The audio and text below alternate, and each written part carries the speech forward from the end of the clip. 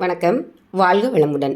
இன்றைக்கி சில ஸ்நாக்ஸை பார்க்கலாம். இது பாருங்க, நவாப்பழம் சீசனில் நவாப்பழம் கிடச்சா நிறைய வாங்கி சாப்பிடுங்க, உடம்புக்கு அவ்வளோ நல்லது.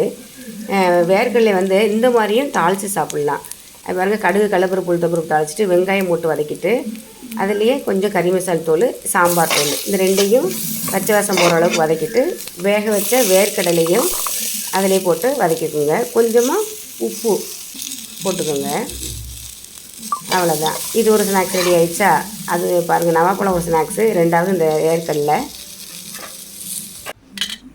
ஸ்நாக்ஸ் இல்லை என்ன செய்ய அப்படின்னு சொல்லி கவலைப்பட வேண்டாம். வீட்டில் இருக்கிறத வச்சு எதையோ ஒன்று ரெடி பண்ணிக்கலாம். இது ஒரு ஸ்நாக்ஸ் ரெடி ஆயிடுச்சு. இப்போ உருளைக்கிழங்கு வச்சு ஒரு ஸ்நாக்ஸ் ரெடி பண்ணலாம் பாருங்கள்.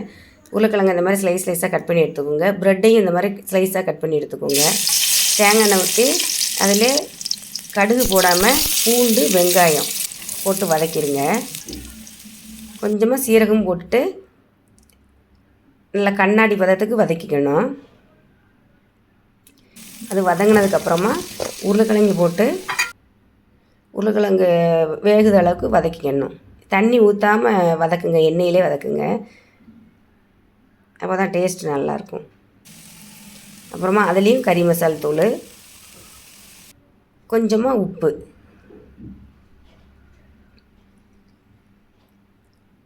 இதையும் போட்டு வதக்கிட்டு அப்புறம் ப்ரெட்டு கட் பண்ணி வச்சுருக்கோம் பார்த்தீங்களா, அந்த ப்ரெட்டையும் போட்டு நல்லா மசாலா படும்படி கிளறி எடுத்துக்கணும்.